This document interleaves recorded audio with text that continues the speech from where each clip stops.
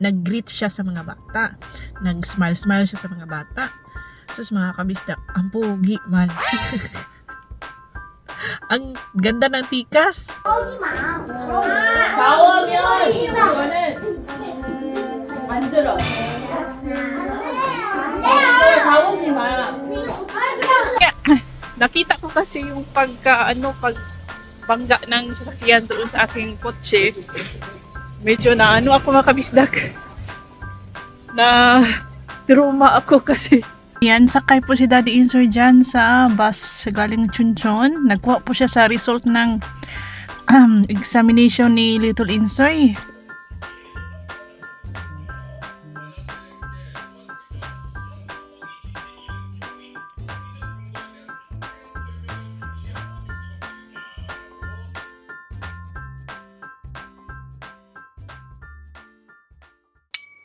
어머니! 어머니! 계세요? 계세요? Wala ang tao mga kabisdak. Wala. Hello mga kabistak, welcome back sa ating vlog. Nandito po tayo sa bahay ni Yongchan Oma, Yongchan Omoni, Yongchan Ajomoni. Yun nga, ihatid ko sila sa nakikisabay sila sa akin as usual kapag may pupuntahan sila, kapag pupunta po sila sa Porcelain Museum. Dito lang naman sa sentro ng aming barangay. May project na naman sila doon, gagawa na naman sila siguro ng plato or platito or tasa. So, si Biana nasa kotse ko na, si Yongchan Oma. Ito talaga ang usual na senaryo namin dito. Magsisigaw pa ako dito mga kabisdak, tapos hindi niya naririnig. Maghihintay pa ako, tapos maglibot-libot ako sa kanyang bahay. Nandito ako sa loob na, kasi open man yung door. Wala sumasagot. Ewan, nasa CR siguro. Or nagbibihis pa. Kasi nga, hindi man siya nakakarinig. Hindi na nag-function ang kanyang tenga. Omoni! So, nasa kwarto pala siya. Nandito yung kwarto, mahaba kasi itong bahay niya mga kabistak. Narinig niya ako. Sumilip sa may bintana. Magbibihis daw siya. Medyo naaga kaming pumunta dito. Si Bianan kasi, hindi ko alam na today is pupunta sila sa Porcelain Museum. Pagkalabas ko sa bahay, nandun na siya naghihintay sa labas. Sabi ko, ba't ka naghihintay dito? Ba't hindi mo ako tinawagan para ako na yung pupunta sa bahay niya? Sunduin ko si Bianan sa bahay niya. Nahiya si Bianan kasi palagi silang nakikisakay sa akin. So, yun. Sabi ko next time, punta ako sa bahay para di na siya mahirapan. And after dito is pumunta tayo sa bayan. Naghihintay doon si Daddy Insoy. Sabi niya, tingnan ko daw siya kumakain. Na-miss yata ako ni Daddy Insoy. After sa bayan is punta tayo sa trabaho. Sa ating klase sa Yongha Elementary School. So, dyan lang kayo mga kabisdak. Tingnan natin kung ano ang mga event today. May aso dito si Yongchan Oma na pagkaingay-ingay. Oh. Tapos gumawa sila ng nag-kimjang sila last weekend Nag-kimchi making sila mga kabisdak.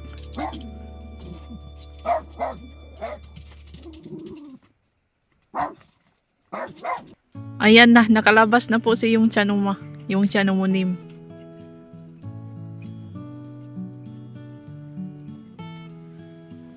천천히 해도 돼요. 천천히 와요.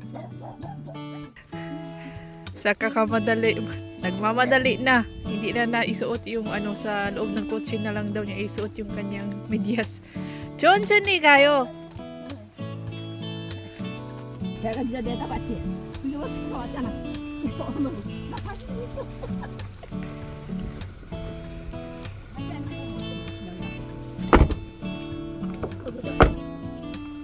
가지러 왔었어. 근데 저좀 5박스인데 이거 2박스가 7,000원씩이야. 그럼 14,000원이잖아. 이거 찌친 이거 3개지. 네, 알았어. 오렌지 안 온다.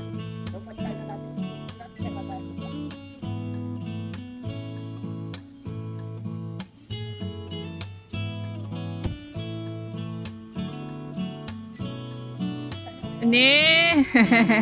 돌아가는 거 쓰고 뭐야? 여기서 사진을 찍어서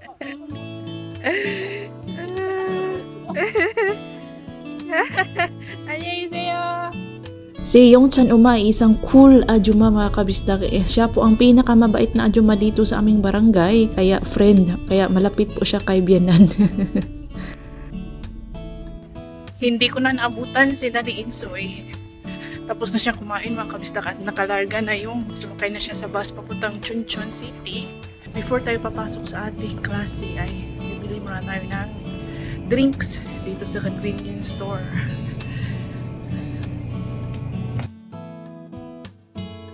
May nakita pa ko ditong bagong inumin, so i-try natin to mga kabistak. Isa po siyang rice juice, parang ganun. Oh, matry nga. Try natin to. Achim Hetsal. Try natin anong lasa. Rice, ano siguro to? Rice juice? Hindi ko alam mga kabisdak. First time ko po. So, i-try natin. Nasa mga 120 pesos po ito. So, i-try natin mga kabisdak.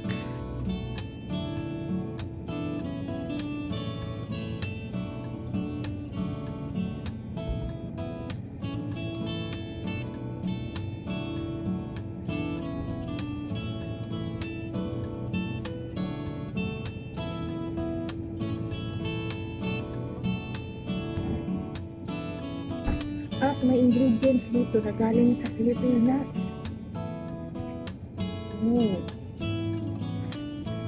Sigmur Songkurim. Galing po siyang Indonesia at Philippine. Oh, yan po, Philippine. Oh. Saktong-sakto yan lang yung tamis. Masarap siya mga kabisdak. Refreshing. Swabe yung lasa.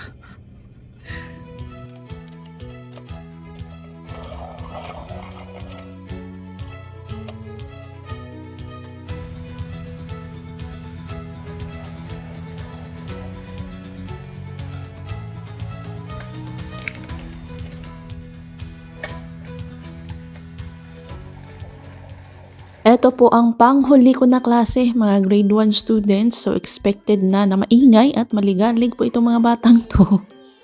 Before kami nag-start sa aming proper class, ay nag-warm up muna kami. Kumakanta po kami ng isang English song.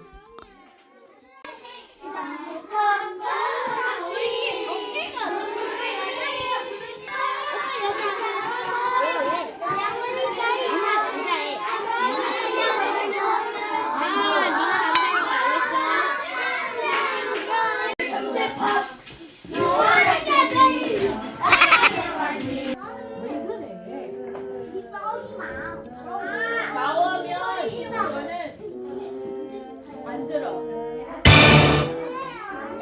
싸우지 마.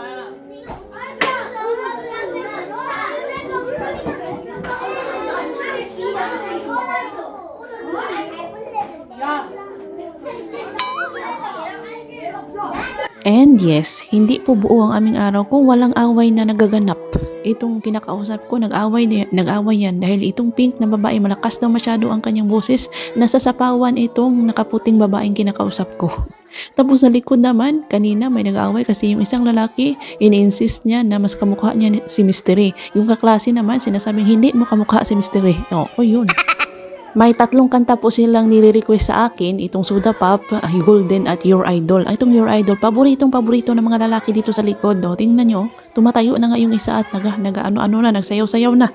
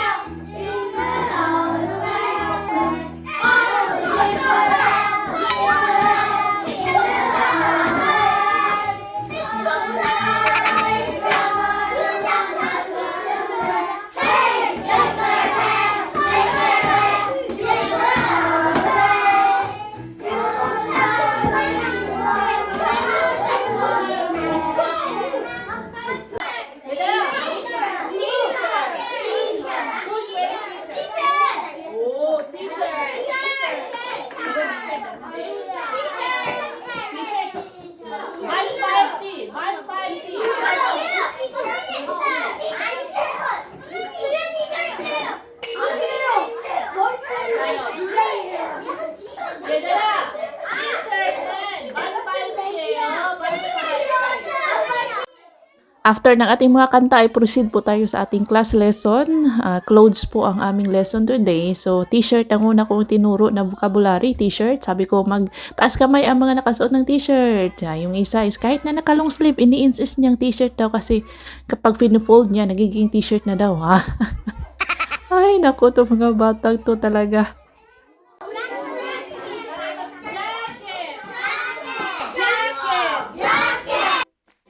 40 minutes lang po ang duration ng ating klase. So ayun, finally natapos na tayo sa ating last class.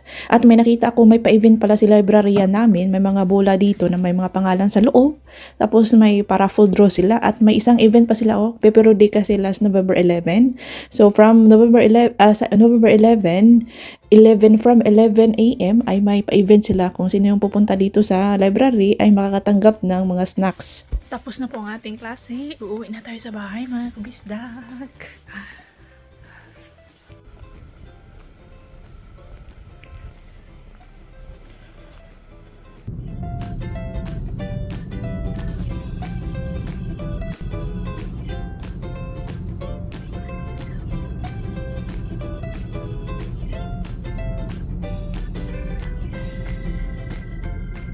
Tumawag po si Daddy Insoy, magpapabili siya ng sundae. Nasa Chunchun si Daddy Insoy ngayon. So, magpapabili ng sundae. Dito ako sa bayan. Malapit lang din naman kasi ito, yung pinapasukan ko na school, malapit lang sa bayan. And then nag-parking ako doon sa open market. Kapag walang open market, parking lot po yun. Na daganan yung nabangga. Nasaan na ba ako?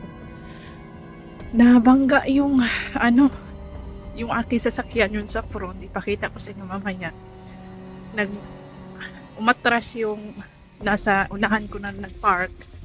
So yung plate number ko is siya mga kabisdak, na lumping, nag-crack po yung aking plate number. So ipapa-repair namin. Kanina nag-usap kami sa nakabangga, yung may-ari, mga lalaki, dalawa, mga adyushi na. So yun mga kabisdak. Ngayon is bibili tayo ng sundae. Yung aking paikot-ikot yung aking sinasabi kasi. Yun nga, nakita ko kasi yung pagbangga ng sasakyan doon sa aking kotse. Medyo ako mga kabisdak. Na trauma ako kasi medyo malakas siya pero yung plate number lang naman ang nag-crack. So yun, babayaran po yun ng nakabangga. Yung sundae po is nandito.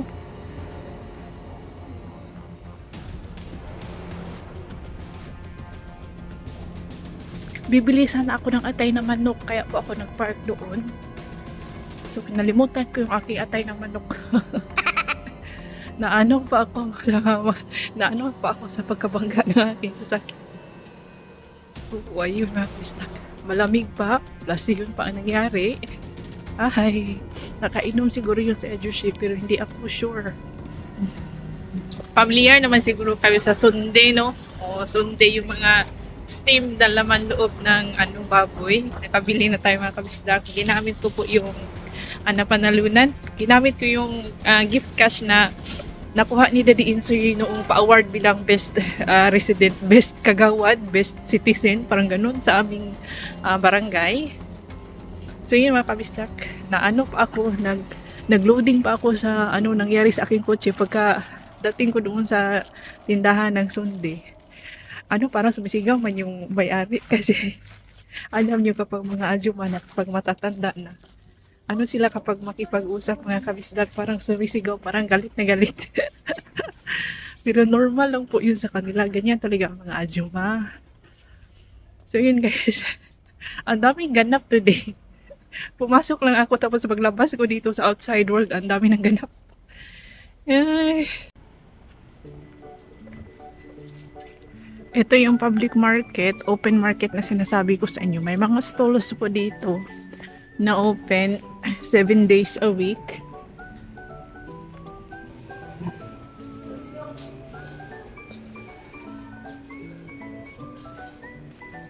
So dito po ako naka-parking. Ito yung sinasabi ko sa inyo, open market. Kapag hindi siya open, o kapag hindi open ang open market. So, ang nangyari is, dito yung sasakyan kanina, tas umatras siya. Gusto niyang, umatras siya, tas ito po ang nangyari. Ayan. Ito, ako po ang may gawa niyan. Ito yung nangyari, mga kabisdak. Yan.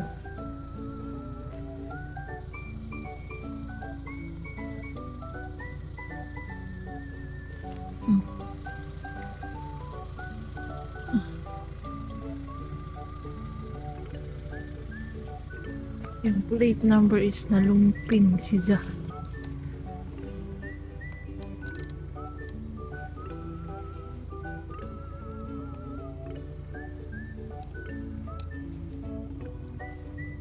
Yan, sakay po si Daddy Insoy dyan sa bus galing Chunchon. Nagkuha po siya sa result ng examination ni Little Insoy.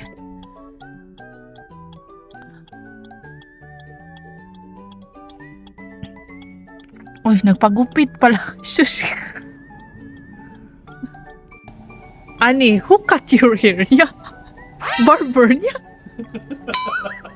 So, that barber yo. So, criminal charge niya. Pumiyag ko. Nagpagupit. Si Daddy Insoy. Ha? Nasa repair shop kami, car repair. Kasi ipapagawa nga yung sasakyan.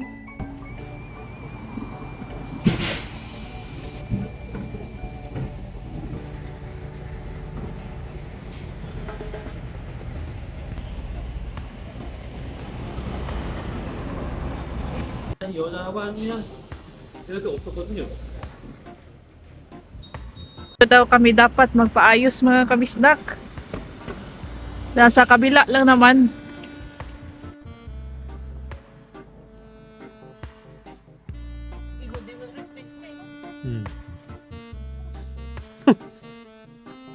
이거는 했는데 뭐야? 네가 그걸 잘해야지. 그걸 뭘 나보고 뭘 보라 그래. 네가 해야지 그걸. 컴파운드 한 10,000원 해가지고 하면 되는 건데. 이건 빨리 해야 되는 거야. 그건 여기서 그냥 딱 내뱉쳐. 그걸 May mga bago ako nakitang scratches na hindi ko nakita nung nag-deal pa kami ng driver. Yung napagkasunduan namin na babayaran niya is yung plate number lang natin. Ay, sus, sayang. Sana binangga niya ng mas malakas yung ating kotse para yung buong front ang papalitan niya.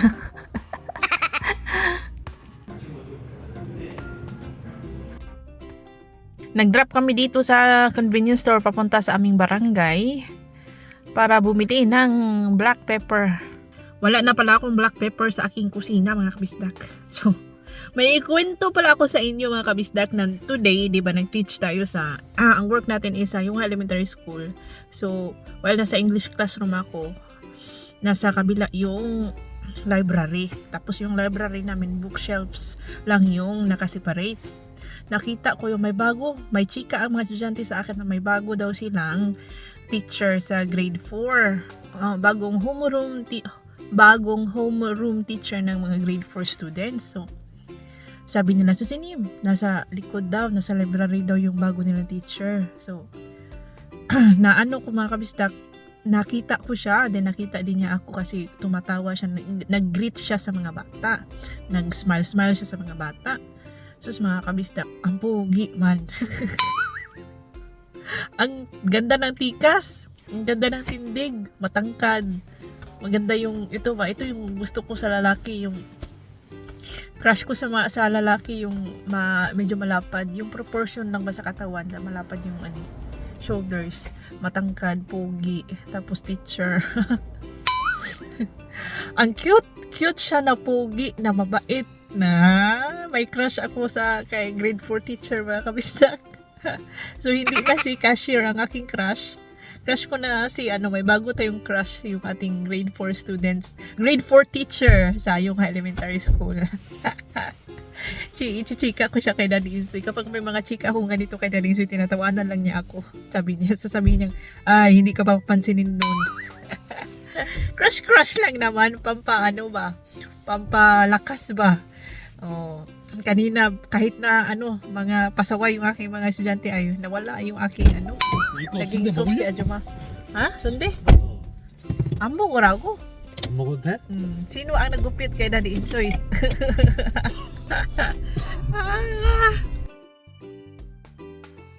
Walang ilaw ang bahay ni Bianan mga kabisdak. TV lang po ang nakabukas. Nanonood po yan ng TV. Nagtitipid yan sa kuryente si Bianan ba. So hinatin muna namin ang kanyang sunde. Ganito ang setup namin mga kabisdak. Pag uwi ng bahay, galing trabaho, si Daddy Insoy nagluluto sa kanyang food. Ako naman nagluluto sa akin. Magigisa po ako ng cabbage, tas yung makiril na hindi naubos. Akin po yung isasahog. Ito po yung sunde, half lang ang kinuha ni Bianan. Binigyan niya yung half. Yan siya mga kabisdak. I'm sure hindi magugustuhan dito ni Saldi at Dudong. Kaya next time ko na lang ipatikim kapag marami-rami siya kasi kakain daw si Daddy Insoy. Kain ang bagong gupit. Yung ating in-order na cat food hindi pa nadating. Kaya ito muna binili ko sa Daiso kanina. Cat sarang 400 grams. Until tomorrow, bukas pa kasi darating mga kabisdak yung ating cat food. Hindi pa dumating today. So, ayan, konting cat food binili ko kanina. Kasi maarte po yung mga pusa natin. Di ba ako kanina umaga, nag-mix ako ng rice and yung makiril, na canned makiril. Hindi nila pinansin mga kabisdak. Ayaw nilang kumain doon. So, cat food, hindi po sila sanay sa kanin. Kaya cat food talaga yung hinahanap. Ako na lang yung kakain sa leftover na makiril. Hindi naman yun madumi. Ito yung binili ko din kanina. French fries yan. Tinapay. Tsaka ito din. Para kay Little Insoy din yan mga kabisdak. Garlic na beef jajang. Ang jajang, garlic and beef jajang ni Little Insoy, niluluto ko muna. Nilalagyan ko po ng garlic at white onions. Dapat pino po para hindi niya mahalata. Kasi kapag nahalata niyang may onion at may garlic, may mga hindi siya kumakain mga kabisdak. At hinaluan ko din ng 2 itlog. I-whisk muna natin yung itlog. And then oyster sauce para sumarap naman. Masarap naman to pero kapag hinaluan na po natin, nakukulangan yung lasa kaya nilalagyan natin ng konting oyster sauce. Inigisa muna ang garlic at ating onion and then ilagay ang ating jajang. Ilagay ang itlog. Halu-haluin. Panghuling ilagay ay oyster sauce.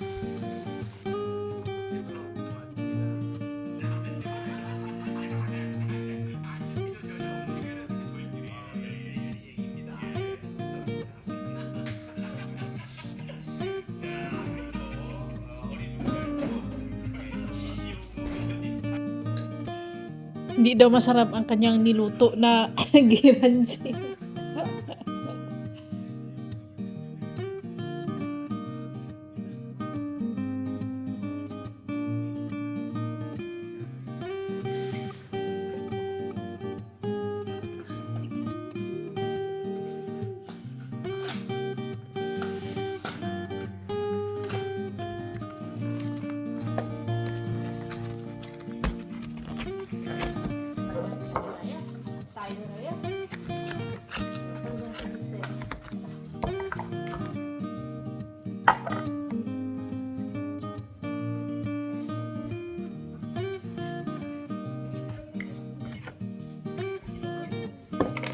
Naghapunan na kasi yan si Little Insoy bago siya umuwi sa bahay. Pero nagaluto pa rin ako kasi minsan kapag hindi siguro niya gusto yung pagkain sa center, kumakain po yan pagdating dito sa bahay. So today parang hindi siya gutom. Nakita niyang may binili akong Play-Doh. So yung Play-Doh muna ang kanyang nilaro. Ayan, mahilig po yan siyang magporma-porma ng mga hayop. Pero ngayon gusto niyang parang islands ito mga kabistak. O parang mga isla ang kanyang ginagawa.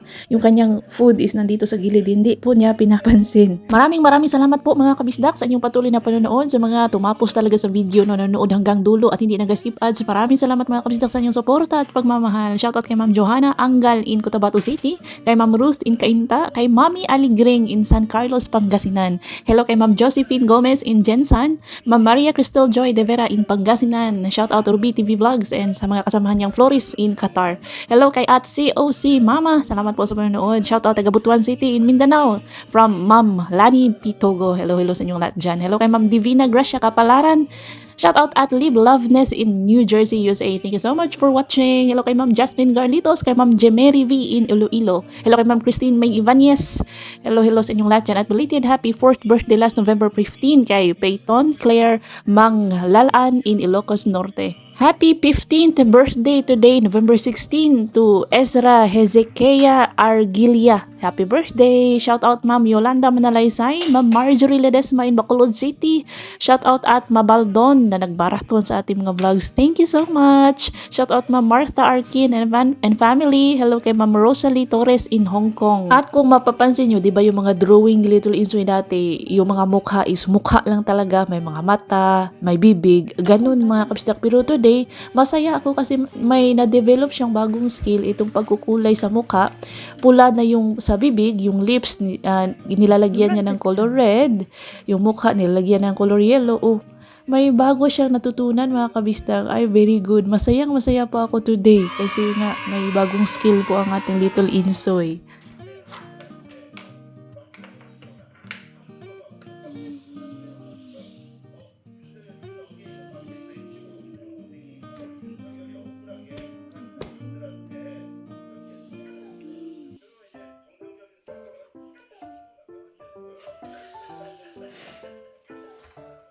Itong isang coloring book ni Little Insoy ay natapos na po niya. May iba dyan na nakulayan, yung iba is 3/4 lang ang nakulayan, yung iba is iba yung kulay. Halimbawa itong pig, 3/4 lang ng mukha ang kanyang kinulayan.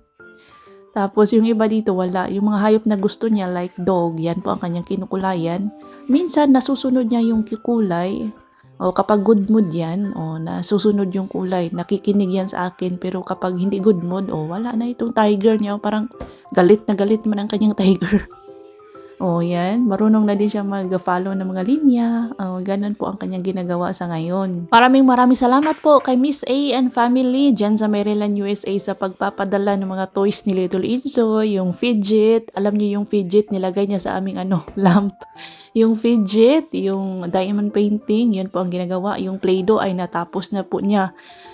Nalaro na niya lahat yung kanyang Play-Doh na galing USA. Maraming salamat po Miss A and family. Kay Ma'am Mel, kay Ma'am Chari Alonso.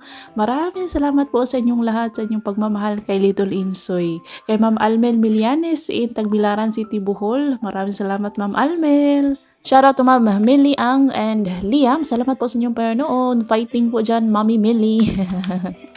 So, ayan mga kabistang. So, ito lang po ang ginawa namin that day. Maraming salamat po sa inyong panonood at pagsuporta mga kabistang. Maraming kaganapan today. Pero masaya naman siya. Masaya po. Piliin po natin maging masaya araw-araw kahit na may mga nangyayaring hindi maganda. And that's all for today's video. See you on my next vlog. Ingat lahat!